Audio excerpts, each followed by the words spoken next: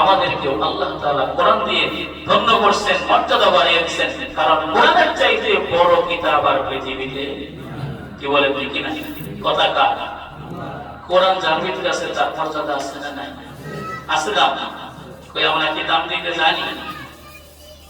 হ্যাঁ, আমরা ব্যক্তি হিসেবে অনেক কিছু করতে পারি, কিন্তু কোরআনের মর্যাদা যদি দেই, যার ভিতরে কোরআন আছে, সে আমার মাথার উপরে, আমার মাথার কাজ, কি বলেন ঠিক কিনা?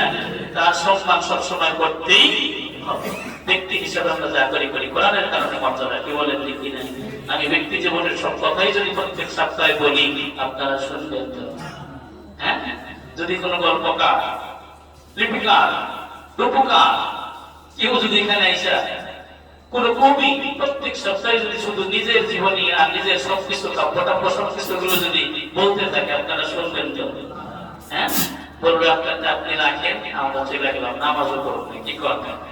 হ্যাঁ না, কোরআনের কথা তো এমন কথা শুনতেই মনে চায়, আর নতুন নতুন কথা আসতেই, কি বলে ঠিক না? আল্লাহু আকবার। এই হলো 6 নম্বর ঘটনা।